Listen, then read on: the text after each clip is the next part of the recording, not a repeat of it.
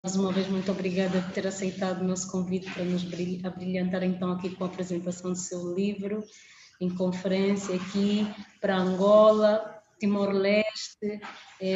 Professor, há muitos colegas que nos acompanham de outros pontos de Angola, Luanda e outras províncias. Estamos ansiosíssimos para ouvir. Há pessoas que nos acompanham pelo Facebook, que não estão aqui conosco na nossa sala de Zoom, nos acompanham pelo Facebook. Professora, então vou passar a palavra, o professor mesmo é que vai nos dizer quem é o professor Edgar Teles. Mais uma vez, muito obrigada por ter aceitado o nosso convite. Mais uma vez, muito obrigado eu. Antes de mais, muito boa tarde a todos. Chamo-me Edgar Alexandre Pinto Teles, mestre em História Moderna e dos Descobrimentos Portugueses pela Faculdade de Ciências Humanas da Universidade Nova de Lisboa. Antes de mais, saudações calorosas de todos os que estão presentes, os meus agradecimentos, a começar por todos os envolvidos neste programa da prestigiada Universidade Oscar Ribas e a todos os visualizadores. A apresentação que hoje faço por este veículo de informação é relativa à minha tese de mestrado publicada pela chancela da Chiado Livros em 2019. Antes de iniciar a apresentação propriamente dita, parece-me conveniente fazer algumas considerações metodológicas sobre o trabalho em apresentação. Quando iniciei o processo heurístico, estava interessado em fazer uma mera história económica sobre as balizas cronológicas por mim estabelecidas. E porquê? O período entre 1780 e 1810 corresponde a um segmento cronológico onde a coroa portuguesa, por influência do iluminismo, tentou pôr em prática toda uma série de reformas para fortalecer os vínculos governativos entre Portugal e as diferentes regiões com as quais estava vinculado. Igualmente, o período em questão, principalmente em relação ao Brasil, tem toda uma historiografia já elaborada relativamente às dinâmicas comerciais. Mas, em relação à África, e mais particularmente em Angola, com essa questão em mente, iniciei a minha pesquisa no Arquivo Histórico Ultramarino e, além de alguns dados relativos ao comércio, encontrei um documento interessante no qual está, relativamente a Benguela, e outro relativo a Angola, presente as bases de um projeto colonial que nos obriga a considerar o que é o conceito de projetos. A palavra projetar, conceptualizada, implica planear, planejar, uma série de ideias, princípios e medidas visando a sua implementação. Parte dessas medidas a serem implementadas teriam como contexto a própria dinâmica comercial do final do século XVIII, onde houve um boom comercial sem precedentes da coroa portuguesa, alcançando em 1796 e 1799 superávit nas trocas comerciais, mesmo com a Grã-Bretanha, embora não no contexto colonial, com o Brasil ou com a Índia.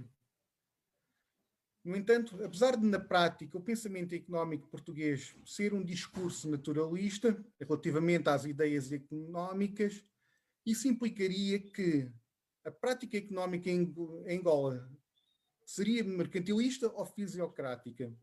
Primeiro, tenhamos em atenção ao campo teórico em exercício sobre o ultramar português. Para o final de 700, assistiu-se a toda uma reconceptualização do mercantilismo, tendo como principal influência a filosofia da ilustração, ficando conhecida como mercantilismo ilustrado, entre outros conceitos, onde, dentro de uma matriz política absolutista, havia a intenção de se proceder a grandes reformas visando a liberdade comercial, mas dentro do sistema político vigente.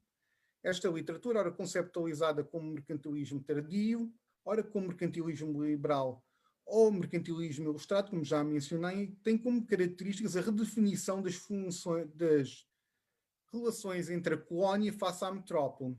Estas transformações não foram indiferentes a Portugal, processaram-se também em Inglaterra, França e Espanha, onde houve uma tentativa de, mantendo o sistema político, igualmente se realizou transformações na economia pela abolição de monopólios.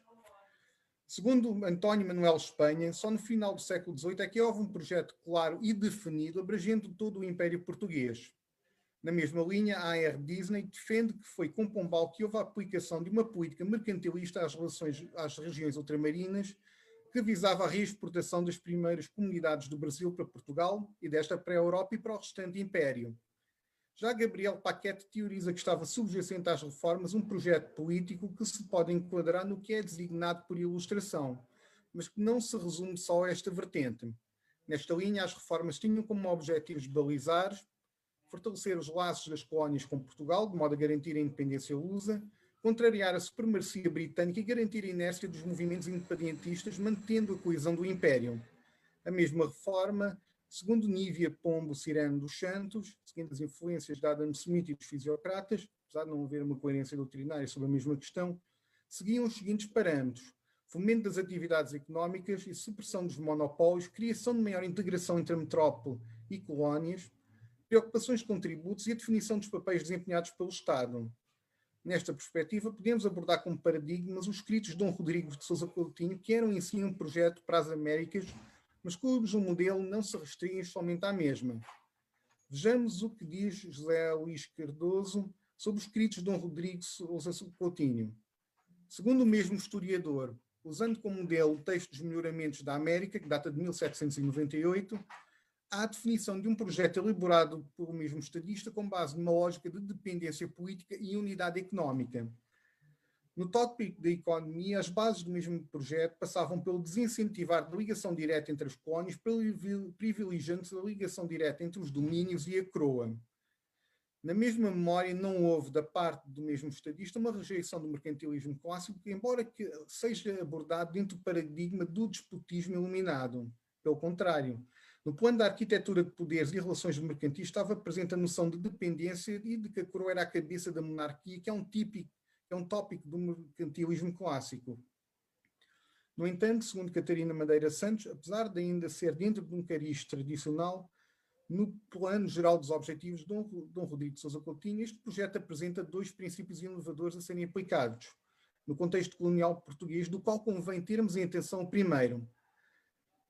O tópico inicial indica que as possessões ultramarinas não eram só um meio de elevação económica da metrópole, como deveriam ser tidas igualmente em conta sobre a ótica da unidade política do Império, assim como na sua relação direta à metrópole. Na prática, ao verificar-se as datas do primeiro documento, que no contexto da capitania de Benguela esboça objetivos económicos para o dito domínio, estava subjacente um projeto colonial. O texto para Benguela é de 1796, 2 anos anteriores, como já havia mencionado, aos textos dos melhoramentos da América, onde, quer num, quer noutro, estamos diante de ideias como se deveria proceder à relação das colónicas para com a metrópole, que estava dentro de uma linha política e económica específica do próprio despotismo iluminado.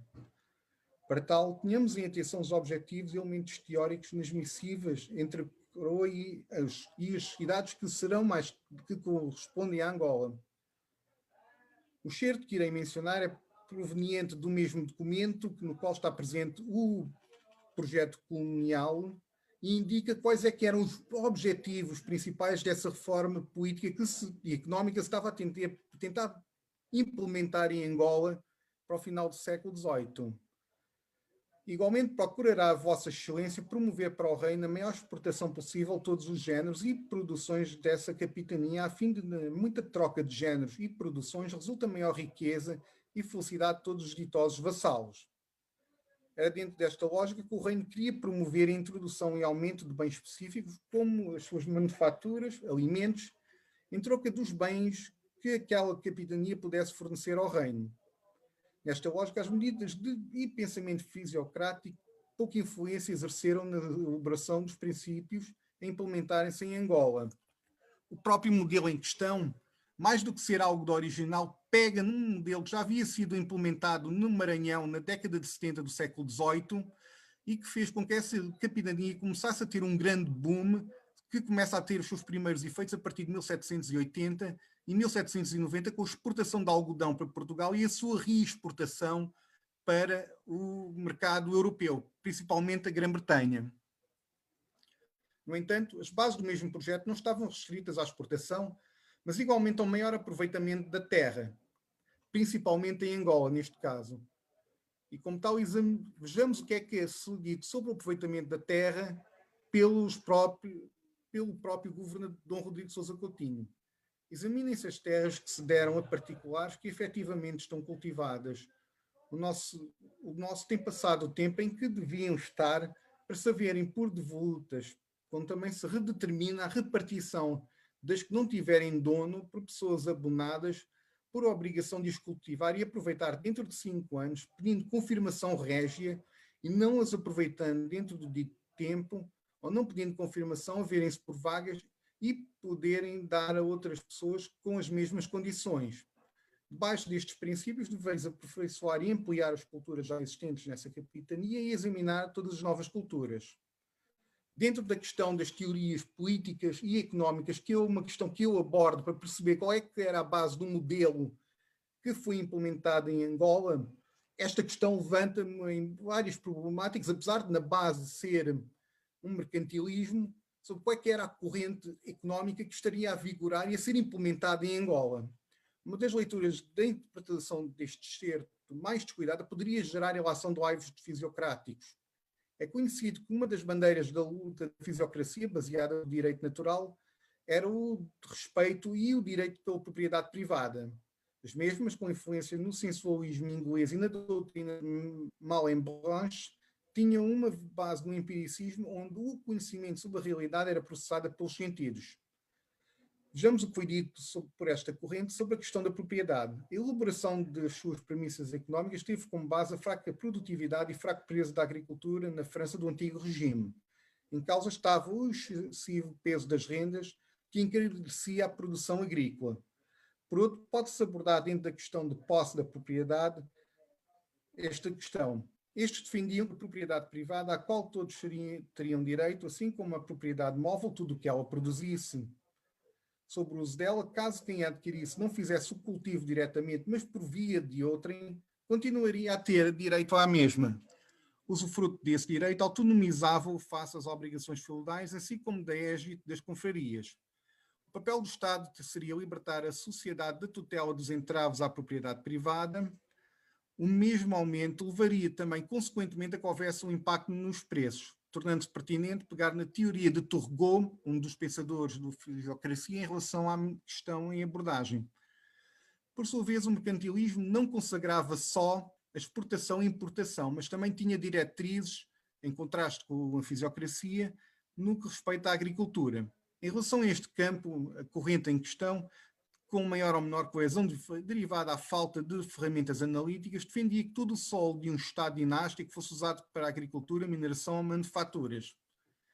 Nesse contexto, e dado que se fala da cedência de propriedade agrária, vejamos o que é dito sobre essa questão no final de 700. Os escritos de Dom Rodrigo de Sousa Coutinho insurgem-se contra a típica propriedade do antigo regime, no qual é visto por muitos autores como um laivo do liberalismo. Ele afirma que a propriedade jamais seria bem cultivada por o proprietário não ter posse em absoluto dela. Dentro da mesma lógica, ele defende que toda a propriedade que não tivesse uso para fins agrícolas fosse abolida, no caso dos morgados, das capelas, das enfiteoses e da desamortização de todos os bens das ordens religiosas. Essas medidas, porém, devem ser vistas não só a nível do liberalismo económico, mas também acerca da dinâmica económica portuguesa entre 1770 e 1780. Se a economia agrícola portuguesa teve um boom de reexportação para o mercado europeu nessa data, o mesmo estava em declínio, preterido pela reexportação dos bens coloniais. Esta medida, a meu ver, visava a desamortização dos bens imóveis, permitindo um aumento da produção e rentabilização do produto fundiário e, consequentemente, um possível aumento da exportação no mercado europeu. No final, e esta própria medida, tem-se uma série de componentes e aplicabilidade que já havia sido feita no Brasil. No final do século XVIII, a fim de se promover a agricultura no Brasil, foram expedidas pela coroa várias cartas de cismarias, de modo a que as terras que tivessem vagas fossem ocupadas. É sobre este prisma que faço a minha leitura relativamente à Angola. Esta medida visava dar utilização às terras, cedendo a coroa apoios sobre a mesma, permitindo uma segurança a quem quisesse proceder à atividade agrícola, dando tempo para tornar as suas terras produtivas. Neste caso, era cedido um período de 5 anos, no qual os novos senhores terratenentes deveriam proceder ao cultivo do que já era produzido e animar novas culturas. Numa primeira leitura, a medida que se pretendia dar em Angola enquadra-se numa política global que a coroa portuguesa tinha para aumentar a produção agrícola, tentando-se dinamizar o acesso à terra. Outra questão que o texto aborda é a produção, na qual se aconselha a continuidade do cultivo regular em Angola, nomeadamente a cultura de subsistência, de mandioca, do feijão, entre outras, mas também desejando implementar-se a questão de novos produtos, os quais eu irei abordar mais à frente. Estes pressupostos consagram o protecionismo estatal mais mais próprio do mercantilismo do que da fisiocracia. A mesma lógica subsistia para promover a diversificação da produção, não através de companhias comerciais, mas antes diretamente aos cultivadores, pressupunha uma estratégia de incremento da produção agrícola. Outra questão estava relacionada com a natureza das medidas, se seriam inovadoras ou seguiriam uma tradição. Nesta vertente, o projeto elaborado assume contornos semelhantes com os que haviam sido estabelecidos para o Maranhão, como já havia referido, no princípio da década de 70 do século XVIII. E a própria questão não era também inovadora, porque já se havia tentado em Angola, já no tempo de Tristão da Cunha. Com a mesma atividade e inteligência, procurareis promover a agricultura, cujo objeto é de tanta importância que já no regimento dos governadores de Angola, dado de Tristão da Cunha, em 10 de abril de 1666, se lhes ordenara examinarem as terras que se deram a particulares que efetivamente estão cultivadas. Dentro deste contexto, parte desses projetos que a coroa portuguesa tinha para o final do século XVIII, que só serão depois aplicados a partir de 1850 e em datas posteriores, tendo em conta a conjuntura complicada que a coroa de Portugal passa no final do século XVIII, as invasões francesas, as revoltas liberais, fazem com que seja muito complicado Portugal estabelecer medidas e reformas de longo prazo. Por outra questão, temos também abordar a temática das balanças comerciais. A questão do comércio estava subjacente à balança comercial. Comecemos por ter em conta a súmula das relações comerciais e as praças da Europa e Angola e o Brasil.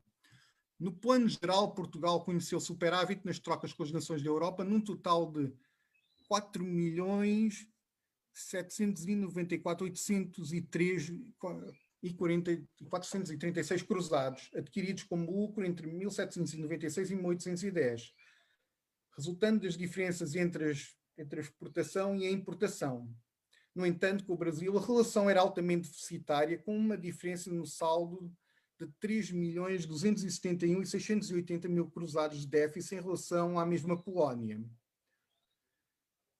que nos leva a ter que considerar a teoria sobre as balanças comerciais. No contexto português, foi Alexandre Gusmão que mais ativamente abordou a questão da balança comercial dentro de um paradigma do comércio ativo, quando era feito com moeda contra mercadoria, e o comércio passivo, quando era feito pela permuta de mercadorias. Mesmo seguindo as reflexões de Thomas Moon, indicava que o comércio deveria ser favorável no conjunto, ainda que não fosse o comércio com regiões específicas. No que concerne à balança comercial, isto indicava que a mesma, na relação com a colónia, podia ser deficitária, desde que tivesse superávit com outras nações. Opinião que é, de igual modo, em relação à historiografia recente, defendida por José Jobson da Ruda. No entanto, o cenário em relação às praças de África, nomeadamente Angola e Benguela, eram bem diferentes. Em relação às trocas mercantis, o saldo entre Benguela e o Rio de Janeiro era favorável à primeira, derivado ao tráfico negreiro. Em relação ao exclusivo comercial, isto indicava que Portugal não beneficiava diretamente com a dita atividade, uma vez que Portugal tinha o déficit de Benguela para a coroa portuguesa, era de 100%, porque de Benguela não era permutado nada diretamente com a coroa com Portugal. No entanto, quer Angola, quer Benguela, tinham uma relação de superávit com as praças do Brasil, com a qual Portugal tinha uma relação deficitária. No plano geral, segundo as balanças comerciais de Portugal, a diferença entre a exportação de Portugal e a exportação de Angola era de 9.521.026.000 cruzados, sendo que este saldo positivo para Portugal, referente à relação com Benguela, como já havia mencionado, o saldo superávit era 100% favorável a Portugal, uma vez que esta nada recebia desta praça. Sobre esta questão, dentro da lógica do saldo comercial, como forma de alcançar prosperidade, Portugal tem de facto um saldo comercial favorável, mas dentro dos objetivos do mercantilismo, que seria que fosse que as mercadorias fossem adquiridas por permuta para serem reexportadas, a coroa portuguesa não estava a conseguir cumprir esse objetivo, nem a conseguir ter uma espécie de relação exclusiva com Portugal. O único bem que era exportado diretamente nessa altura era o marfim. mas o qual não reunia grande interesse por parte da grande maioria dos mercadores de Lisboa nem do Porto. Ora, se Portugal tinha déficit com o Brasil, já com Angola tinha superávit, e assim, com esta última praça, também tinha o Brasil. Outra questão é enquadramento com as teorias da crise do antigo regime, no final do século XVIII. Para inquirir essa questão, tomei como ponto de partida a questão que nós estamos a tratar, que era as balanças comerciais. Ora, e faltando essa questão desse equilíbrio, o que é que nós podemos concluir daqui?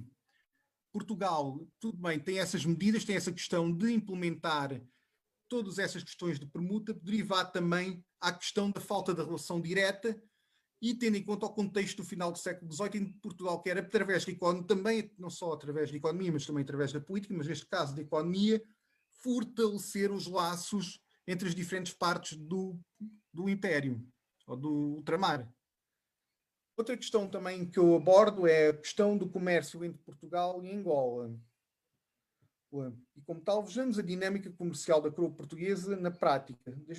Das fontes que eu consultei, entre elas as balanças, os relatos da alfândega de Luanda, para os períodos em que eu encontrei dados, o cenário que eu encontrei é o seguinte: de 1798 a 1799 houve um crescimento passando de 71.416 e 593 cruzados para cerca de 133.737 e 21 cruzados, seguindo-se um aumento entre 1799 e 1802, alcançando neste último ano o valor de 21.271 cruzados, que indica uma subida gradual das relações.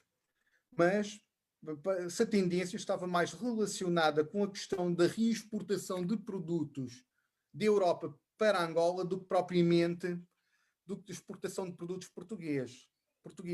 Esta tendência, a exportação de Portugal compunha a segunda ou terceira posição no cômpito do comércio com Angola. Tudo bem que dos produtos da Ásia ou da Europa eram reexportados por Portugal, mas eram produtos nem das fábricas nem dos alimentos portugueses.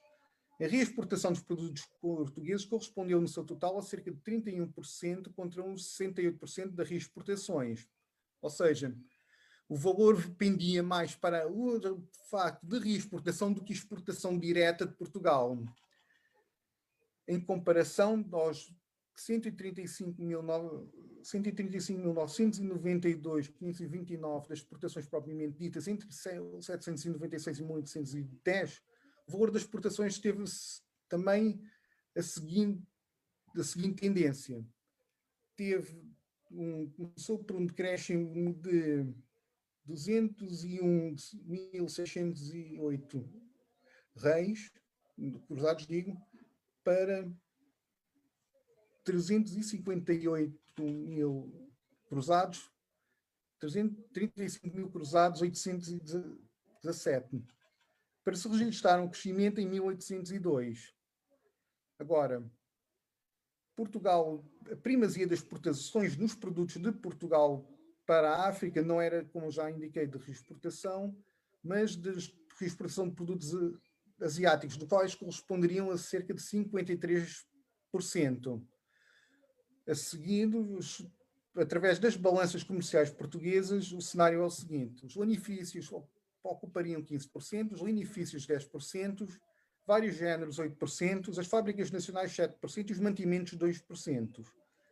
Seguem outros 3 géneros, ouro e prata, sedas e drogas, que não tinham um valor muito irrisório na balança comercial. No caso de Benguela, o cenário apresentado era de 90% do peso dos produtos da Ásia, seguindo os mantimentos aqui que equivaleriam 3%, e os restantes géneros corresponderiam a 1%. Estes números indicam que o principal comércio feito em Angola era da exportação dos bens como os da Ásia, os benefícios e linifícios que eram provenientes das diferentes praças da Europa. Estes dados, como tendência, indicam que havia uma propensão para a predominância dos produtos da Índia sobre os demais, quer em Angola e Benguela. Estas tendências, porém, inferiam na estratégia de permuta da coroa portuguesa para aqueles domínios. O objetivo das trocas mercantis era, a parte de criar mercados exclusivos, a permuta de bens para a exportação visando o mercado colonial com a finalidade de só obter os produtos fornecidos pelo ultramar, fornecendo a sua reexportação para a Europa. Na prática, traduzia-se como uma maior remessa de bens industriais para o Brasil para serem permutados por açúcar, algodão, couros, entre outros produtos. No entanto, não há unanimidade sobre as indústrias de cujo produto que eram os de maior interesse remeterem para o ultramar. Outra das questões pertinentes pretendia-se com o peso e a dimensão desses mesmos produtos e a que tipo de consumo e uso os mesmos teriam em África. Se por um lado havia uma prelação pelo consumo para a permuta direta, visando o reforço dos laços económicos e políticos, por outro havia objetivos que visavam o mercado africano. O comércio desta conquista, porque à primeira vista se deixar conhecer, é evidente que, sendo neutrais e abertos os pretos do norte desta capital, desde o Rio Dande até ao Zaire, e que os estrangeiros em grande número frequentam com o mesmo objetivo do negócio de escravos, ser e marfim, absorveriam juntamente com este todo o comércio dos nossos sertões, pois que os negros que se resolvessem a vir à praia fazer as suas permutações depois de passarem por este incómodo e risco, preferiam ir vender aqueles géneros aos estrangeiros do que a esta cidade, tanto que estes lhes podiam dar as fazendas próprias e que os mesmos negros, por gosto, preferirem as nossas mais baratas e porque também, indo aqueles vender os referidos géneros nos diversos portos de seus destinos, pelo três do que bom que lhes dão naquelas, aonde nós os conduzimos, e lhes podiam dar por eles os menos a explicada quantidade de fazendas que nós lhes poderíamos dar e oferecer, fazendo assim pender a balança de comércio em toda a nosso favor e utilidade. Factos repetidos e atualmente observados provarão decisivamente esta constante verdade. Logo, parte desse projeto também é um projeto de cariz mercantil. Tem como objetivo, obviamente, também aumentar a venda e o consumo de produtos portugueses no sertão, mas como também recolher o maior número de escravos para serem enviados para o Brasil.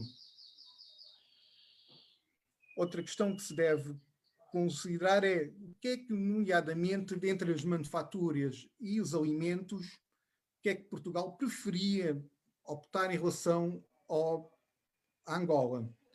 No caso das manufaturas, o mercado preferencial que Portugal tinha era o Brasil, porque do Brasil adquiria açúcar, algodão, couros, toda uma série de produtos que eram depois reexportados para a Europa e eram a base, só esses produtos, do tal boom comercial português do final do século XVIII.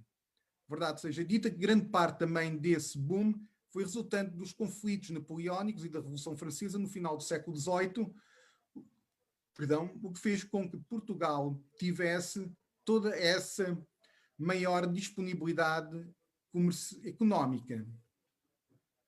Agora, uma questão que eu prefiro chamar agora a atenção é, sobretudo, a questão das fazendas da Índia. E porquê? É curioso que, para o final do século XVIII, não sejam tanto as fazendas, não sejam tanto os produtos a nível de Portugal nem do Brasil a terem um maior peso a nível do comércio com o Brasil, nem sequer a nível das questões de permuta por escravos. Tendo em vista que as fazendas e a comercialização em Angola visavam a perspectiva económica, o aumento do tráfico negreiro e as relações comerciais diretas entre a coroa e as cidades do que hoje é Angola, como tal, é plausível verificarmos o papel das fazendas de permuta no comércio normal em Angola. Os principais itens usados no tráfico negreiro eram as bebidas, armas e fazendas da Índia. Esta questão entra dentro da teoria da comercialização do sertão, onde, devido às regras comerciais, ter-se assistido a uma desestruturação das regras económicas sertanejas. A teoria em questão, elaborada por Isabel Castro Henriques, foi elaborada para o período colonial, não para o período do século XVIII, mas antes para o período do século XIX finais. E referem-se principalmente à questão da Lunda no século XIX. E tem como base o papel mercantil e influências exercidas no sertão africano, na qual, da parte dos portugueses, era uma forma de estabelecer o controle, estabelecendo toda uma lógica europeia no sertão, desestruturando as relações normais, sociais, políticas e económicas das mesmas sociedades. Mas a teoria não se resumia só às ações portuguesas. Por outro lado, os africanos pretendiam manter o controle que tinham e tirar proveito de nova dinâmica. Como tal, convém problematizarmos problemas relativos aos bens tradicionais de permuta. Relativamente às bebidas, a coroa portuguesa tentou uma série de medidas para facilitar a venda dos vinhos e implementar o seu consumo no sertão. Sobre este meio de permutação, para este período, José C. Curto dá uma ideia das bebidas que eram usadas e da sua importância. Mais especificamente sobre o seu peso no sertão. Segundo Gustavo Aciol e Maximiliano M. Menz, seguindo a leitura de Fernando Novaes, teria um peso de 25% do total do tráfego negreiro e teria que é um peso inflacionado pelas grandes historiografia brasileira. Mas qual seria o peso real da mesma? A historiografia brasileira enfatiza esse produto a par do tabaco numa perspectiva do peso e importância das redes mercantis no tráfico negreiro. Segundo os dados da alfândega de Luanda, o tipo de bebida mais exportada para a praça era a jeribita, conhecida também como aguardente da cana, a qual caberia cerca de 81% das exportações das bebidas do Brasil. Mas apesar deste valor, teriam estas de facto utilização no sertão? A documentação sugere que logo após as fazendas da Índia, as bebidas, as jeribitas e os aguardentes seriam os bens de maior procura, logo com maior validade como produtos de permuta, mas secundarizadas face às fazendas da Índia. Esta apresentação pela hierarquia que nos foi apresentada indica que neste período havia uma cadeia de importância desses bens no tráfico negreiro. A documentação para o período em estudo fala sobre tributação das bebidas, principalmente as do Brasil. Esta questão obriga-nos a perceber a correlação entre o fisco e o preço no período em estudo. Para José Subtil havia uma diversidade de meios de receita fiscal para a coroa do antigo regime, como dos próprios reguengos e outras propriedades, dos tributos sobre as propriedades e produtos. O mesmo processo muitas vezes implicava o aumento dos preços a quando das dificuldades de aprovisionamento das gentes. Em relação ao contexto em questão, segundo Álvaro Ferreira da Silva, refere que o imposto sobre o comércio e as manufaturas, coleta indireta, era uma forma mais fácil de lucro ou de rendimentos para o Estado. Tanto que no fim do século XVIII, parte dos rendimentos que eram oferidos pela coroa vinham da alfândega de Lisboa, à qual se dava um forte contributo para as finanças públicas. Ora, a crise no final do século levou a que se tivesse de mexer nos dois impostos principais do reino, a décima e as cisas, para que fosse alargada a base fiscal, o qual visava o aumento das receitas pelo maior número de pessoas abrangidas pela mesma coleta. O alargamento visava a arrecadação de divisas para fazer face à situação, mas para o contexto africano a questão é bem diferente. A coleta fiscal estava dentro dos padrões de cobrança sobre os bens de maior consumo, neste caso as bebidas alcoólicas, particularmente as brasileiras. No seu estudo, José Venâncio chama a atenção para a maior importância da tributação sobre o tráfico negreiro do que na coleta do dízimo sobre os chobas. No entanto, não era só sobre a rapina humana que a carga fiscal recaía. A importância da carga fiscal estava relacionada, a par da coleta para Lisboa, com o financiamento das próprias instituições locais. Uma questão poderá ter contribuído para a secundarização das bebidas como moeda de trocas pela carga tributária que lhe foi atribuída, que seria cerca de 6.000 a 4.000 reis por pipa, que teria aumentado o seu custo a par da mesma contribuição desta bebida para o subsídio literário, que servia para promover e pagar o ordenado de um professor de língua latina em Portugal, em Angola. Não se tendo... O que leva a que este bem encareça e comece a tornar-se um bem de não tão bem aplicado para o tráfico negreiro, que era uma das vertentes do projeto colonial em que eu abordo, que era uma vertente de incremento da produção e maior libertação, maior produção da terra, mas também mantendo as relações tradicionais. Outra questão que foi dada pelo governador, que em substituição das bebidas, dado que significaria uma quebra da sua procura e respectiva redução no tráfico, fosse cobrada sobre o tabaco, sobre o qual não se pagava direito algum.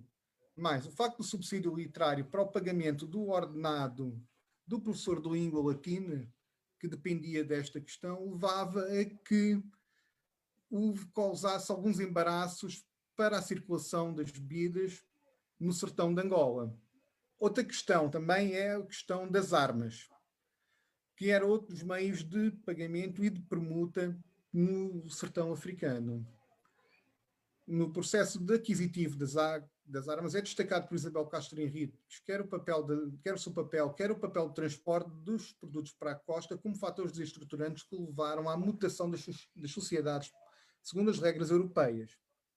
Convém que vejamos o significado neste aspecto, porque o uso das armas também tinha uma componente religiosa e uma componente teológica importante nas sociedades no mundo. As mesmas que enquadram-se nas hierarquias religiosas.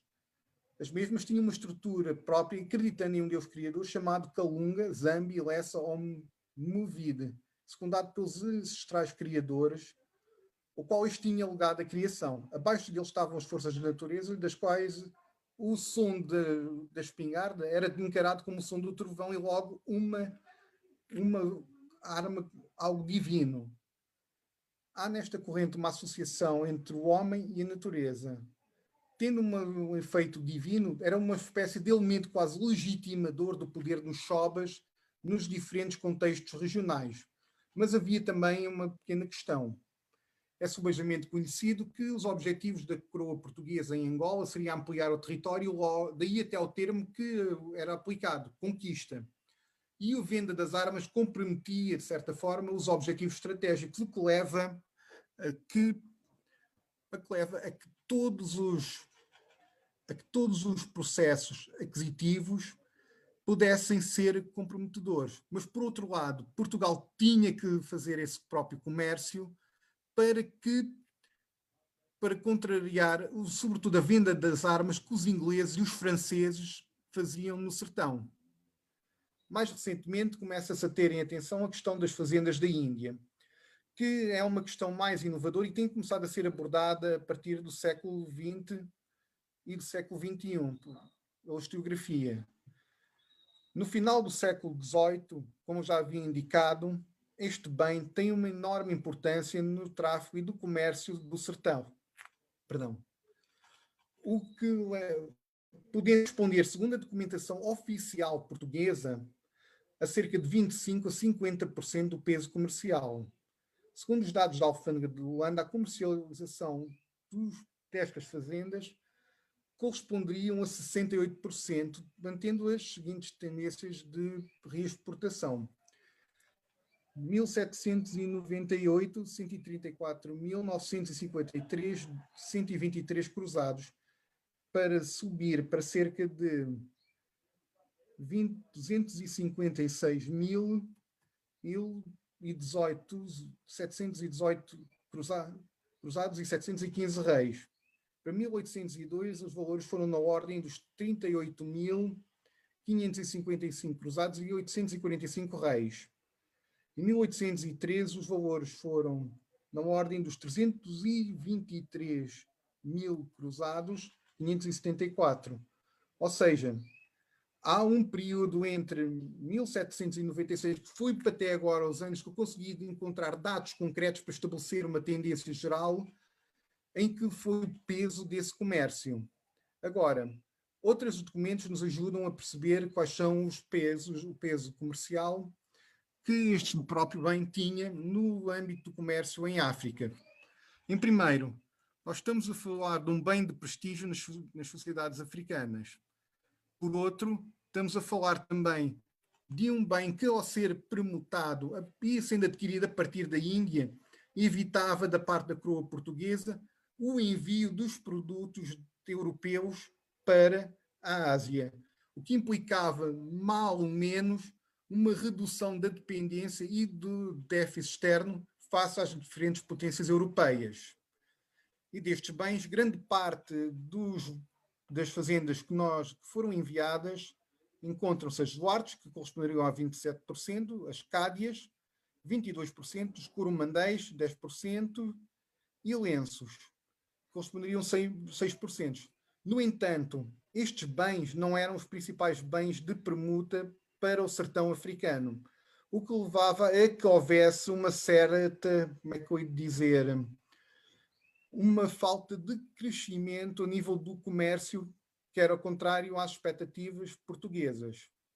Por outro, com parte desses próprios projetos coloniais, há que considerar que as fazendas e a própria ida de africanos dentro da leitura do mercantilismo enquadrava-se dentro da perspectiva do trabalho dessa corrente em questão, onde eles eram enviados segundo determinadas perícias para regiões específicas. Não é à toa que um dos principais mercados onde o escravo vindo de Angola e de Benguela tinha mais procura era no mercado do Rio de Janeiro, onde se fazia a redistribuição para as capitanias adjacentes relacionada com a questão da agricultura. Enquanto da região da Bahia, grande parte do tráfico negreiro era enviado por parte da região da mina, derivado também à maior perícia deles na questão da mineração, abastecendo sobretudo a região de Minas Gerais e as regiões do Nordeste, como algumas partes do Pará e da Paraíba, onde havia minas de ouro. E dentro dessa questão havia toda uma estruturação no qual, peço desculpa, onde toda essa questão estava vinculada sobretudo a próprias regras do mercantilismo, onde procurar trabalhadores a custo quase zero. Na Europa havia também a questão do mercantilismo de outra forma. Os próprios trabalhadores das grandes manufaturas, não na mesma perspectiva, nem na mesma lógica que o tráfico negreiro, eram pagos praticamente ao preço de subsistência. E é dentro dessa lógica que, a meu ver, nesta obra, eu enquadro a questão da escravatura, dentro da perspectiva económica, no qual era visto desta forma como uma forma de valorizar, de rentabilizar a produção dentro de uma das perspectivas e premissas do mercantilismo, que era quanto maior o número de pessoas e mãos a trabalharem o solo, mais este produziria.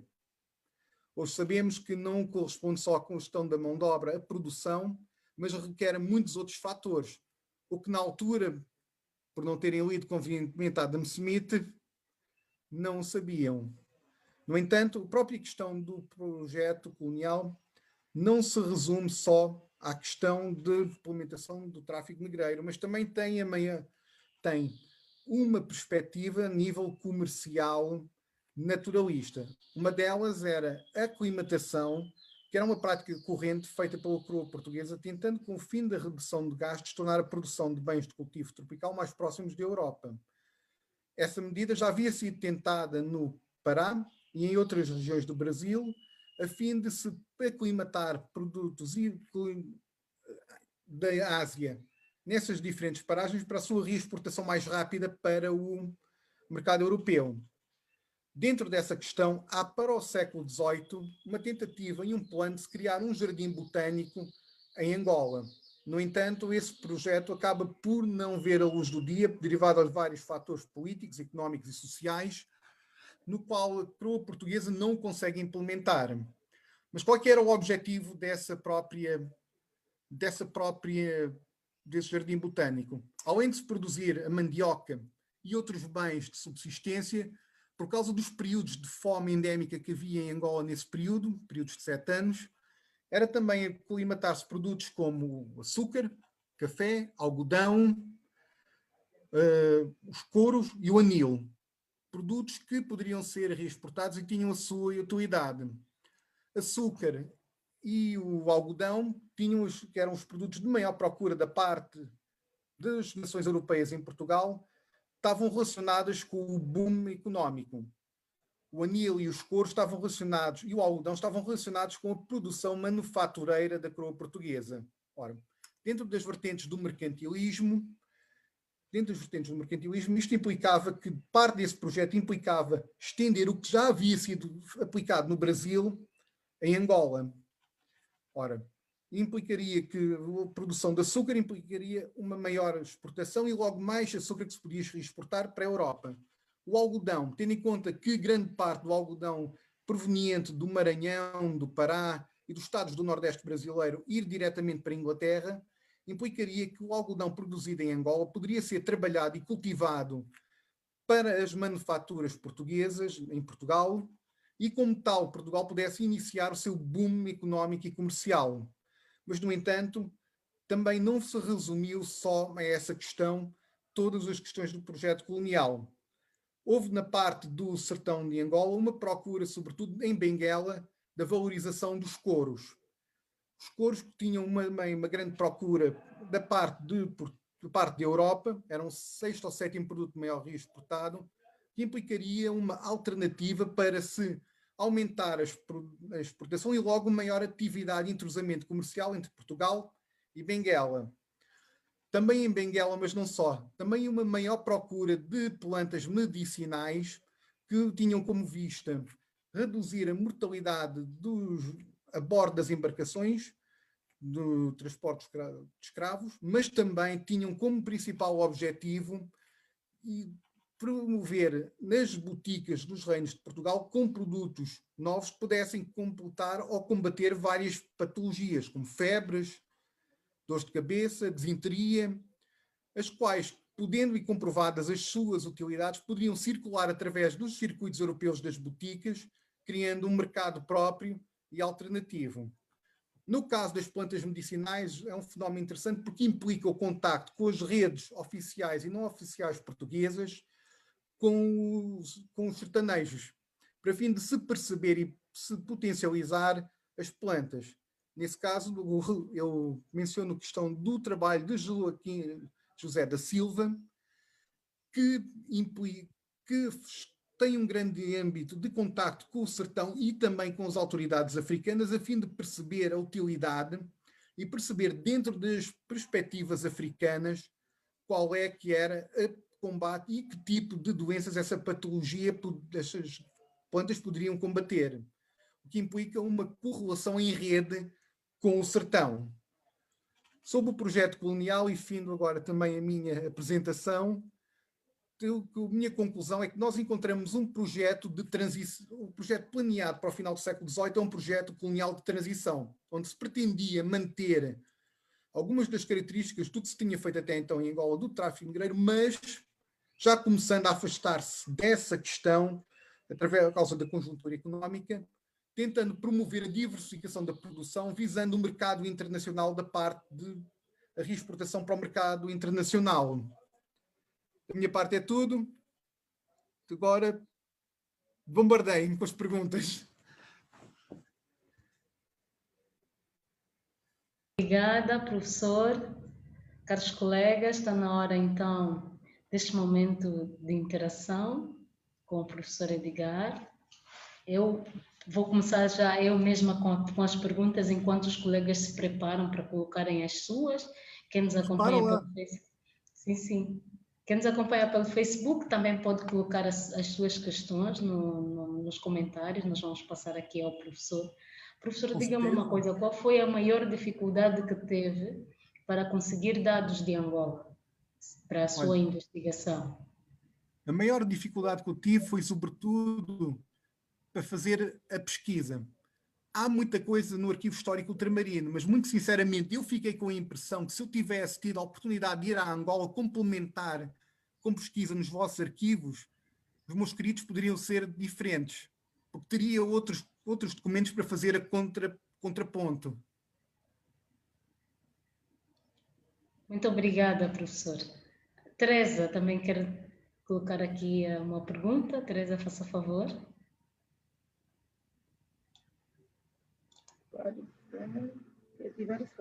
Já estamos a ouvir.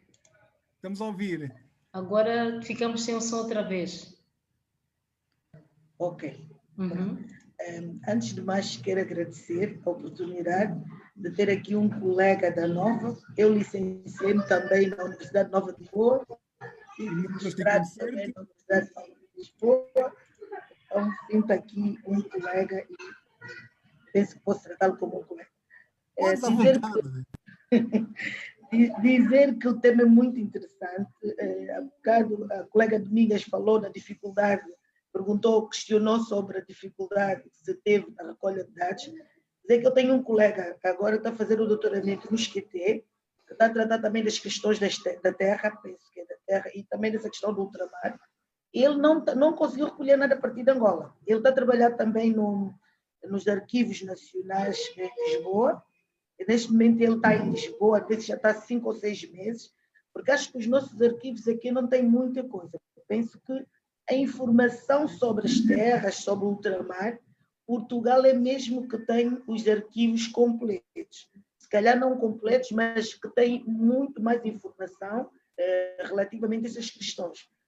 Dizer que o tema é pertinente, mas eu senti dificuldade, para além da parte metodológica, gostava de saber, se calhar, para além dessas dificuldades que já aqui apresentou, o que é que realmente, qual é o resultado final deste, pareceu um estudo comparativo, descritivo, falou do Brasil e da Angola em particular, mas eu gostaria de saber qual, para além da dificuldade do recolha de dados que já falei, no Brasil, a informação também sobre o Brasil também foi a partir dos arquivos nacionais ou foi a partir do Brasil ou alguns dados encontrados na internet relativamente ao Brasil? Em termos de informação parece que está melhor que Angola. Angola temos muitas dificuldades para fazer trabalhos de investigação. E o que é que tirou disto? Qual é o resultado final? Não consegui perceber, acho que tem muita informação e acabei não percebendo o que é que essencialmente saiu da tese de mestrado, porque é muito, muito relevante o tema. Muito obrigada. Nada, olha, com certeza. Em relação ao Brasil, eu consultei sobretudo os microfilmes que estavam presentes no Arquivo Histórico Ultramarino. Okay. Na altura, os elementos e os dados do projeto Resgate ainda não estavam online para serem consultados. Em relação ao que eu deduzo deste percurso todo que eu elaborei, foi que há um projeto para o final do século XVIII que precede 60 ou 70 anos o que a historiografia tradicional afirma sobre projetos coloniais, que dão mais a data de 1850 em diante para a sua aplicação, no qual já estão aqui as bases do que vai ser aplicado, ou seja, maior aproveitamento de terra, ou pegando no que Valentim Alexandre disse, os novos Brasis em África. Ou seja, que é o quê? A aplicação de produtos já haviam sido cultivados com sucesso no Brasil, nas diferentes regiões da África. Agora, estes projetos não são, do que eu deduzo daqui é que não são apanágio do final do século XIX nem da segunda metade, mas é algo que já estava mais ou menos alinhavado no final do século XVIII, não tendo sido aplicado na altura, derivado a um contexto muito complicado, que é guerras napoleónicas, invasões francesas, guerras liberais, onde a coroa portuguesa Portugal só conheceu uma paz e uma estabilidade interna a partir de 1850. O que faz com que, provavelmente, esses projetos tenham sido adiados derivado à conjuntura interna. É o que eu deduzo. Obrigada, professor. Teresa? Não, eu vi que isto realmente é um percurso muito interessante e até isto transporta-nos para o nosso tempo, porque relativamente às plantas medicinais, acho que agora Angola está a tratar desta questão, porque não havia, ou havia, e não se trabalhava nessa questão de legalizar e de se trabalhar com os médicos tradicionais, ou eu não sei como é que se chama em português, se são médicos tradicionais, pensamos que bandeiros, não são médicos tradicionais, são tratadores, não é? Da saúde, e relativamente... São chamados de curandeiros. Há curandeiros, pois. Se calhar é essa palavra que eu estava assim um bocadinho distante, mas são curandeiros, sim. Mas é dizer que esta necessidade de Angola agora está a trabalhar na questão mesmo das plantas medicinais, acompanhar a medicina contemporânea, não é? Isso já vem mesmo de longe, só que nós depois abandonamos, efetivamente, não sei se abandonamos ou não demos a importância devida aos médicos, aos medicamentos tradicionais ou os ervanários, não é? E eu penso que, com base nisto que nos apresentou, estamos a falar de algo que já tinha sido trabalhado e se calhar não aproveitado relativamente a Angola. Mas acho que o governo pensou e está a trabalhar nesta questão de valorizar mesmo os medicamentos tradicionais. Penso que é uma mais-valia, traz aqui uma reflexão muito interessante. Penso que só temos a ganhar. Obrigada. Eu, da minha parte, agradeço por tudo que eu possa contribuir. É que a minha vitória não é a minha vitória, é a vossa vitória, assim como a vossa vitória é a minha vitória. Muito obrigada, é verdade, professor. Muito obrigada, Teresa e professor Edgar. Vamos então seguir. O Domingos também solicita aqui a palavra para interagir com o professor Edgar. Domingos. Boa noite, professor. Muito E boa noite. bem-vindo a este espaço, onde habitualmente estamos aqui para trocar algumas impressões. E eu Professor, dou parabéns, foi muito interessante. Ok, eu tenho uma pergunta e um pedido de sugestão.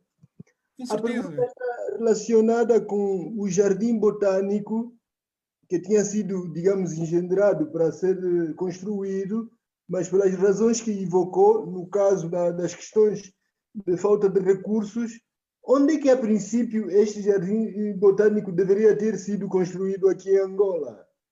Esta é a minha pergunta. É uma questão muito pertinente. Olha, na documentação que eu consultei, eu não encontrei um dado específico a dizer para esta região. Encontrei apenas um plano a dizer é importante fazer-se um jardim botânico para se tratar da aclimatação de produtos. Tanto que, dos dados que eu conheço, foi só em 1942 que o jardim botânico depois foi criado, passado já algum tempo. E fazendo ligação com o que a colega disse há bocado, a Teresa, e que eu acho importante, deve-se valorizar sim a questão das plantas medicinais, porque não se sabe as propriedades curativas que elas possam ter. Até falando na questão de, agora nós estamos a tratar da pandemia, o que é que não nos diz que não haja uma planta que não tenha sido ainda estudada, que tenha propriedades curativas, entre outras? É um recurso, um capital importante que não deve ser desvalorizado. Ok. Agora, em relação à pergunta, eu até fiquei impressionado por causa da... Quer dizer, quando fez esse percurso histórico, o elemento importante que me cativou está muito ligado à importância tributária. Nós sabemos que aquele período era meio um período muito confuso, mas mesmo assim os impostos tiveram o seu valor. Que conselho é que dá, sobretudo, nas condições em que Angola se encontra, se tivermos de comparar a forma como o imposto teve a sua importância naquele tempo, comparado com a situação atual, em que, por exemplo, estamos na condição de pagar o IVA, né, o imposto de valor acrescido, depois as taxas de circulação, enfim, um conjunto de impostos. Que sugestão é que nos dá em relação a esta coisa da importância dos impostos? É uma questão um bocado complicada porque também depende muito dos recursos e do poder económico que uma nação tem. A questão é, se houver, por exemplo, um bom, como é que é dizer, superávit, ou seja, um peso muito grande das importações sobre as exportações, aí pode-se conseguir fazer uma boa, como é que é dizer, redução de impostos. Agora, o que muitas vezes eu recomendo é não subcarregar ao máximo com impostos as pessoas, até para quê? Permitir, perdão, que consigam fazer face ao dia a dia, o que não é, se os impostos forem muito elevados, não torna-se complicado. E também a nível de caso o dinheiro que as pessoas tenham ser aproveitado e utilizado para criar emprego, haver toda uma série de medidas para reduzir o peso do fisco, para permitir que as pessoas tenham um espaço de 2, 3, 4 anos para que consigam estabelecer e fundamentar o seu negócio a fim de conseguirem o seu lucro, conseguirem gerar emprego e os recursos necessários para o Estado e o bem-estar, que é importante. Pelo menos é o que eu sugiro da minha parte. Ok. Professor, só a título provocatório, eu À vontade. a data de 1798, 1799, que aconteceu algo de extraordinário neste período, que no fundo é mais ou menos o final do século XVIII. Qual era o PIB de Angola naquela altura?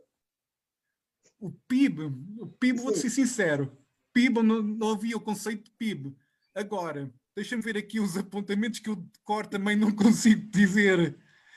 Mas o PIB de Angola era, como é que é dizer, tinha certos níveis. Com o Brasil tinhas superávit, ou seja, tinhas receitas positivas. Mas com Portugal, depois já perdias parte do que já tinhas adquirido, porque não tinhas permuta, ou seja, recebias mais do que conseguias exportar. Ou seja, acabavas por ter uma situação um bocado, se tinhas equilíbrio de uma parte, de outra depois já tinhas desequilíbrio. Mas olha, envia-me depois o teu e-mail e isso que eu depois lhe indico os dados concretos. Tenho até na minha tese, depois se quiseres consultar. Ok. Muito obrigada, Domingos. Professor, antes de passar a palavra ao Bernardo Menezes, eu gostaria de, como eu não sou da área de História, também vou aproveitar fazer a publicidade, também sou estudante da Universidade Nova, estou a terminar o meu doutoramento em Linguística. E saúde, Também minha colega e minha amiga. Muito obrigada, muito obrigada, professor. Então, eu vou perguntar, né? Não sou da área de História, mas gostaria de perceber quais são as joias raras e as joias da terra que diz no título, por exemplo, da sua investigação. As joias eram os Sim, as escravos. joias. Ok. As joias negras do Império eram os escravos, porque vamos ser sinceros, se não houvesse, o negro era a base, era o pilar do Império Português. Se não houvesse trabalho dele da terra, Portugal não teria tido a capacidade de fazer a produção agrícola para depois enviar e reexportar para o resto da Europa. Ok. Muito obrigada, professor. Bernardo Menezes também quer então interagir aqui com o professor. Bernardo, força. Obrigado. Não sei se me ouvem daí do outro lado. Estamos a ouvir, sim. Obrigado. Só não, na verdade, agradecer a todos quantos estão ligados a esta sessão e esta conferência e parabenizar a Universidade Oscar Ribas, primeiro, porque no ramo das universidades me parece ser as únicas, não vejo outra que nos anima com tanta conferência. Isso aqui é preciso mesmo, é um trabalho que transborda aquilo que é a noção de trabalho universitário. Universidade transborda porque nesta fase isto já é vocação. E um trabalho bem feito é continuação do Evangelho. Ora, é isto que dá o ranking, é isto que dá patente às universidades, e nós estávamos à espera de outras com iniciativa. Enquanto muitas se fecharam com a pandemia, a Universidade Oscar Ribas me parece que aproveitou bem este novo normal, ou seja, faz o uso das novas tecnologias e aproveita o contexto para trazer o show na data show. Então, parabenizar aqui a Universidade Oscar Ribas e, sobretudo, esse gabinete de cooperação e extensão, do qual, na verdade, nós temos muita estima e temos estado a acompanhar variadíssimas conferências e temos aprendido bastante, traz temas muito inovadores. Obrigado por isto e continuem assim, quiçá também as cooperações se estendam a mais países. Vejo que inicialmente era mais Brasil, agora estamos um bocado Portugal, e que se estendam a alguns países e que mais investigadores se unam a esta causa e que este processo nos ajude. Também peço desculpa porque não posso ligar a câmera, não consigo, estou com problemas de luz, entre outros, mas pronto. Então, parabenizar também ao Edgar e sobretudo por ter aceito ao convite de fazer parte de animar esta conferência. Mas pronto, Edgar, apesar de ser um amigo e também de especialidade, o Edgar está também em História, eu terminei muito recentemente o meu doutoramento também na Nova, em História, e, no entanto, estamos entregues, apesar de eu ser da contemporânea e o Edgar ser mais das histórias modernas e da expansão, não deixamos de acompanhar o percurso dos caminhos portugueses em Angola e em África. Pronto, deixamos a amizade à parte e vamos à ciência. Edgar, na verdade, eu vejo, e me perguntou aí o professor Domingos, e muito bem, e todas as perguntas foram bem feitas. Há uma coisa que me parece, não sei como é que nos pode elucidar e como é que podia... Agora ligo também a Teresa, provavelmente deverá ter sido ela que pergunta como é que podíamos, entre Domingo e a Teresa, agora faço confusão aqui, como é que nós podíamos tirar, na verdade, vemos os dados que apresentou, gostaria que tivesse os números aqui, mas estatisticamente me parece que das cooperações econômicas nós só temos a perder. Ainda que se fale do período muito recuado, que são as joias da coroa, que diz aqui, dentre todas as joias da coroa e as pedras preciosas de que saiu aqui, falamos da tábua da tecula, entre outros, de madeira da tecula, todos esses períodos de troca nunca quase que beneficiaram ou nunca trouxeram paralelismo de cooperação econômica com Angola. E, no entanto, como investigador, eu gostaria de saber do Edgar o que se pode fazer para inverter o quadro. Ou seja, na verdade, temos uma cooperação econômica, mas essa cooperação econômica nunca nos é paralela. Ou seja, temos sempre, desde o período da expansão até os dias de hoje, nós, como Angola, temos sempre uma alavanca muito mais abaixo. E, por outra, também em jeito... Edgar falou muito do Marfim e não sei mais quando. Eu gostaria que, não sei, durante as suas investigações, que o Edgar provavelmente juntasse também a questão dos contrabandos. O Marfim, na verdade, está, mas não é quase que um comércio legal. O marfim que sai desde a África são contrabandos, desde o assassino dos animais e por regras, por questões até não mensuradas por regras. Não há regra que autoriza que os elefantes devem ser mortos à torta direita. Mas é verdade que o comércio existe. No entanto, como já tem essa linha de investigação, não seria demais esse convite para também trazer aqui o contrabando. E também, provavelmente, na linha dos contrabando de combustível. Se há contrabando do marfim, e o marfim existe, no entanto, há um outro período, há uma outra preocupação sobre contrabando de combustível. Mas pronto, o desafio se calhar fica ali do marfim, porque se um dia foi pela joia da coroa marfim, hoje marfim já não pode ser um produto transportável facilmente, porque a sua origem é muito dolorosa, né? Vem de um animal. E estamos, na verdade, com escassez de animais, ou seja, a espécie vai estando extinta.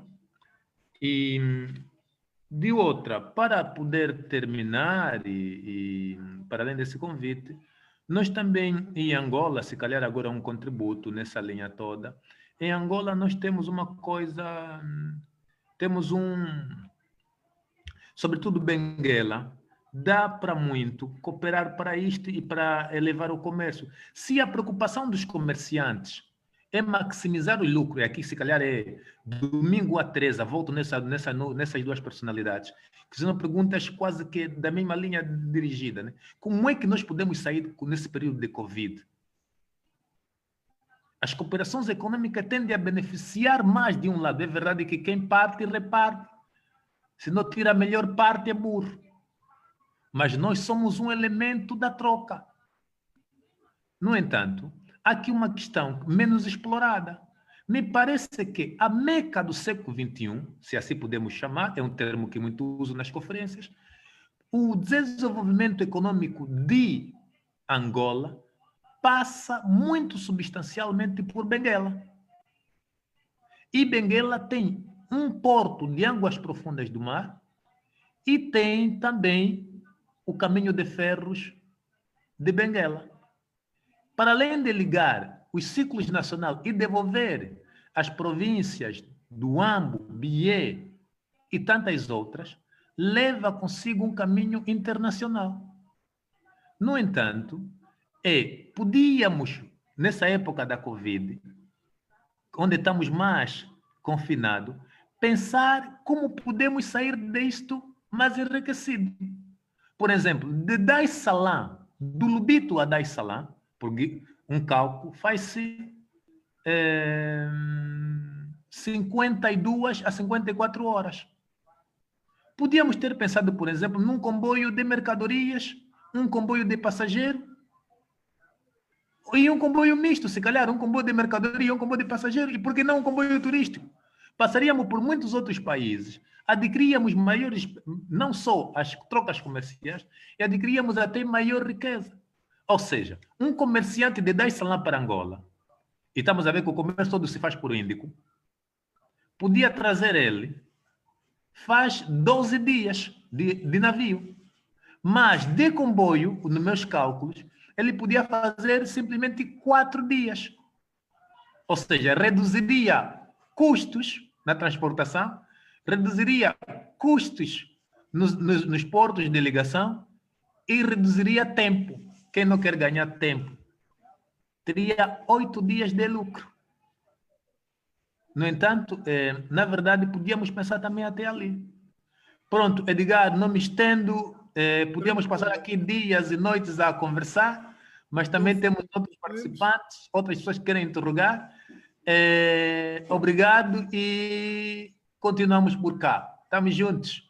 Estamos juntos, estamos juntos. Sobre a questão do contrabando, eu achei curioso, porque na documentação portuguesa, e aí eu gosto de fazer esta analogia, o contrabando é o mito do Fernando Pessoa, o poeta, porque é o tudo e o nada. A coroa portuguesa no século XVIII atribuía grande parte das suas percas, dos seus prejuízos a contrabando, mas também não indicava dados concretos a dizer o que é que poderia ter sido contrabandeado. E há também outra questão.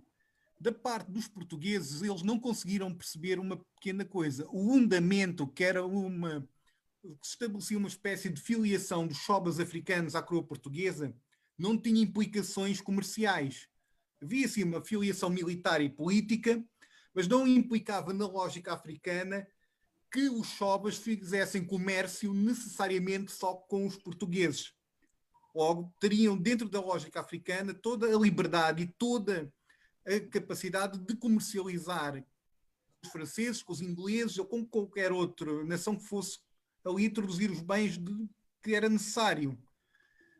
O que torna também complicado depois perceber. Para se perceber a dimensão do contrabando, era ir ver aos arquivos de Inglaterra, de França, e perceber o que é que eles têm lá de dados das embarcações que estiveram aqui na zona, o que é que eles transportaram para os diferentes países ou para as diferentes colónias.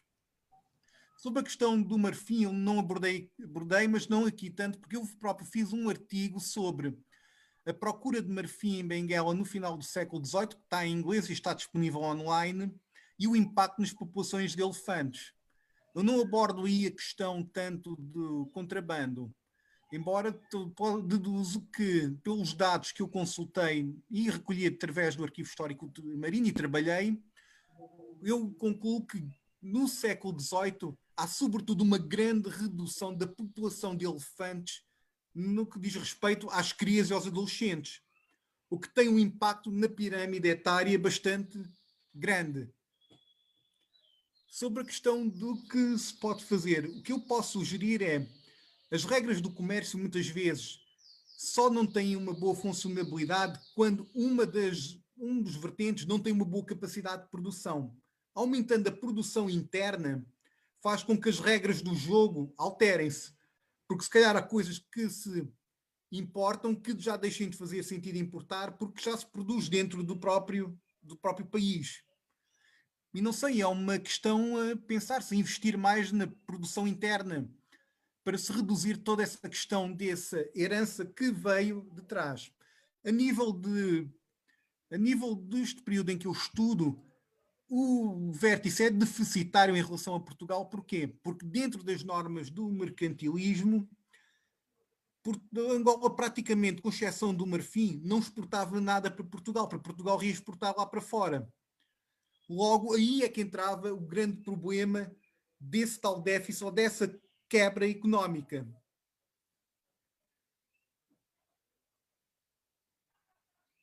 Mais perguntas?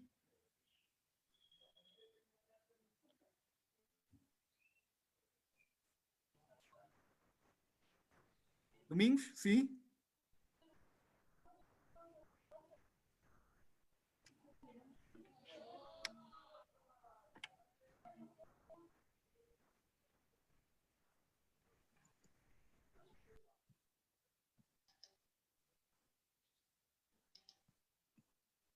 Não sei, eu ouço muito mal a Adélia. Não sei, podia ativar Também, o seu microfone, se faz não favor. estava a ouvi-la. Eu não estava a ouvi-la. É, eu perguntava se ficou satisfeito, Bernardo. Sim, sim, sim. Ok. Pois. Tá. Pronto, essa questão já está ultrapassada. O Abel, que nos fala de Timor-Leste, também quer então nos fazer uma pergunta, Abel? Assim, muito obrigado. Mais uma vez, boa tarde a todos e bom dia por aqui, quase. Uma questão que gostaria de colocar a esta oportunidade não sou o professor da história, e esta pesquisa é dirigida para recolher os documentos, sobretudo ligados ao portugueses, aqui em Timor-Leste, que é a única nação no Sudeste Asiático, que também foi colonializado pelo português ao longo de 400 e tal anos. Portanto, essa pesquisa, em relação com a expansão dos portugueses a parte do Sudeste Asiático e também África, América Latina, sobretudo, da expansão, da colonialização dos portugueses, que neste momento estamos de nações da CPLP. Em relação com os fatos, os documentos encontrados, eu não vi. A sua pesquisa foi, sobretudo, Angola, Portugal e o Brasil. Exato. Sua apresentação. Como é as suas pesquisas, sobretudo, de outros países da CPLP, ou países lusófonos, relacionados com os documentos que recolheu, relacionado com a sua pesquisa sobre o tema que foi apresentado. Muito obrigado. Nada, obrigado eu pela pergunta. Neste momento a minha pesquisa tem de facto incidido mais sobre Angola, do qual tenho razões até bastante sentimentais fortes, porque os meus pais nasceram no Namibe, em Moçambique, e Angola de certa forma sempre me está no coração. Da parte de outros países que eu ainda não tive a oportunidade de pesquisar, embora não esteja sempre aberto a novos desafios e a novas possibilidades. E Timor, sem dúvida, apresenta um campo histórico que merece a devida atenção. Muito obrigada, professor. Professor, temos então ainda alguns minutinhos antes de terminar. Não sei se quer apresentar aqui então algumas conclusões daquilo que foram o seu trabalho de investigação, o que é que nos recomenda, assim, por exemplo, para historiadores que desejam fazer investigações dentro da linha que o professor investiga, assim, em jeito de conclusão, o que é que deixa aqui como sugestões, como orientações, como ideias para aqueles historiadores que investigam e a jeito mesmo de conclusão do seu trabalho de investigação também conosco para terminarmos. Com certeza, com certeza. A nível de sugestões,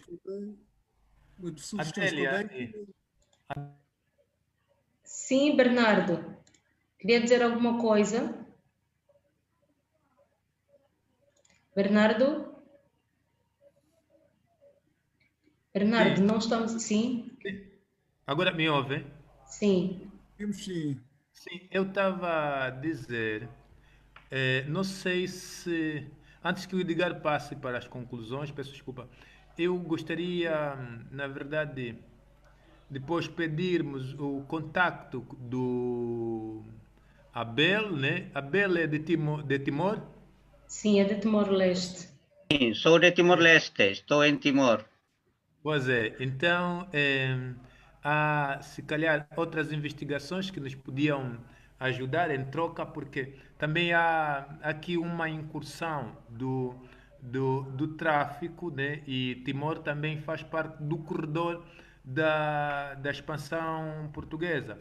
No entanto, podíamos, na verdade, depois trocar aqui dentro das linhas de investigação e porque também, como disse a Teresa, rareiam, na verdade, documentos e muitos investigar quase que em Angola e escrever uma tese em Angola chega a ser até um ato de heroísmo. As instituições fecham-se, um investigador normal, às vezes é conotado e tendo títulos, provavelmente que não podia ter, ninguém diz nada, ninguém. Pronto, e isso. E se tivermos ligado nestas pequenas experiências, se calhar podíamos facilitar mais. É na verdade Certo. essa Depois questão. nós passamos então o contacto do Abel, professor Sim. Edgar. Já estamos a terminar, né? Exato, já estamos mesmo a estamos a terminar. correr, né? Exato. Professora Domingas, ouve-me? Sim, Tucaiana, também quer colocar uma pergunta? Não, queria só dar algum contributo com relação ao tema, dizer apenas que gostei do tema e dizer ao Edgar que existem historiadoras aqui em Angola com renome e com alguns trabalhos lançados de investigação, que é a doutora Aurora Fonseca. Há uma outra historiadora que vive em Portugal e que é de Benguela, ou de Lubango, se não estou em erro, que é a Paula Tavares, que elas têm muita documentação histórica, acredito que desta parte ultramarina. Inclusive, a doutora Aurora tem um trabalho feito com relação à história de Kisama. Acho que, se não estou em erro, há 2 livros dela lançados com relação a isso. Muito obrigada. E além disso, tem outro contributo. Quando falaram em plantas medicinais, eu depois não tive a oportunidade de entrar. Estava a ouvir a colega que falava sobre as plantas medicinais. Existem trabalhos, sim, feitos aqui em Angola, de investigação, com relação às plantas existentes em várias zonas do país, que servem para a cura de muitas doenças e que ajudam também, muitas delas, para o preparo de medicamentos que são feitos fora de África ou que são produzidos na Europa. Muito obrigada. Este é o contributo que eu tinha para dar. Muito obrigada, Tucaiana. Muito obrigada. Anotei o nome das investigadoras e tentarei entrar em contato com elas, até para trocarmos impressões e perceber como é que este assunto pode ser aprofundado ou não. Sobre o que as minhas recomendações... Muito obrigado. Olha, sobre as recomendações que eu tenho a dar, sobretudo, e é pena, pelo que eu tive a perceber do estado dos arquivos em Angola, é ter presença assídua nos arquivos, recolha de documentação, procurar o máximo possível documentação que tenha dados estatísticos, porque vou ser sincero, se eu não tivesse encontrado documentação com dados concretos, teria sido pesca em linha, não teria podido ter feito este trabalho, porque não teria uma base económica nem financeira ali bem estabelecida, de onde poderia ser a base das minhas conclusões. Sobre a questão, sobre mais sugestões, tendo em conta a nível de história económica, perceber, sobretudo, muito do processo e do procedimento como se escreve a história económica hoje em dia, nomeadamente um senhor italiano que escreveu uma obra, deixa eu ver se eu me lembro agora aqui de cor, o Francesco Bolozzoni, que escreveu as faces da Faces of Clio, que dá toda uma série de abordagens e repensa como a história económica deve ser feita. E foi um autor que me inspirou a mim particularmente a repensar como fugir de uma análise quase contemporânea da análise dos dados económicos que eu elaborei. Sobre a questão, se possível, não sei como é que é aqui em Angola, mas aqui em Portugal é possível, com uma máquina fotográfica, fazer a recolha da documentação, criar uma boa base de dados e de fundos em casa para não estarmos pendentes pelo arquivo. Agora, eu digo isto porque eu passei por esta experiência que, durante a escrita e quando não tinha feito a recolha, eu tinha a certeza que eu tinha visto algum documento, mas como não tinha documento em mão, não podia escrever porque não tinha como comprovar. E tive que deixar esse capítulo em aberto durante o fim de semana, até poder voltar ao arquivo para poder confrontar e consultar de facto o documento, para poder estruturar bem as ideias e os princípios que eu estava a defender, ou a elaborar nesse caso. Sobre a questão, e uma das conclusões finais que eu tenho a dizer é que, com o meu trabalho, eu pretendi, sobretudo, provar que, muito anteriormente ao século XIX, já havia perspectivas, já havia planos e projetos que a pensar se concretizar e implementar em Angola. Agora, esses mesmos projetos, ao contrário do Brasil e de outras partes onde os portugueses estavam instalados, não foram aplicados por causa, sobretudo, de uma questão de conjuntura política, económica e social. Muito obrigada, professora, por esses minutos, por ter dedicado alguns minutos aqui para, então, interagir conosco e falar da sua investigação. O professor depois nos vai enviar um link da instituição que está a disponibilizar os livros online. Nós vamos partilhar aqui com os colegas que são especialistas na área para terem, então, acesso à obra do professor. Mais uma vez, o meu muito obrigado a todos que nos acompanharam atentamente pelo Facebook, às colegas e os colegas que estão aqui na nossa sala de Zoom. Foi, de facto, mais um momento bom e agradável de partilhar convosco. Em nome da Universidade Oscar Ribas, eu agradeço ao professor Edgar por esses minutos, por falar conosco sobre a sua investigação e deixar, então, aqui essas recomendações para os colegas da área. Sim, muito obrigada. E pronto, né? Vamos para casa. Voltamos a nos encontrar no dia 18, vamos falar sobre as línguas nativas com um linguista, também da Universidade, é angolano, mas também se formou na Universidade Nova de Lisboa. A Universidade Nova de Lisboa aqui a dar a visão, aqui a mostrar a sua perspectiva na voz de portugueses e angolanos na Universidade Oscar Ribas. E então aguardem por essa área, convido a todos, não só os linguistas, mas também a todos que se interessam pela língua, porque vai falar das nossas línguas angolanas. Então fica aqui o convite e com a promessa de voltarmos daqui a instantes com mais uma atividade da Universidade Oscar Ribas. Mais uma vez, professora Edgar, muito obrigada, Teresa, Domingos, Bernardo, Francisco, Nancy, Alberto, obrigado, Catito, Lucinda, Tucaiana, especial a todos que nos acompanharam pelo Facebook. Até já. Boa noite, fiquem em casa, com saúde e com Deus. Muito obrigada, até já. Muito obrigado, professora. Desejo tudo melhor e sucesso. E continuem.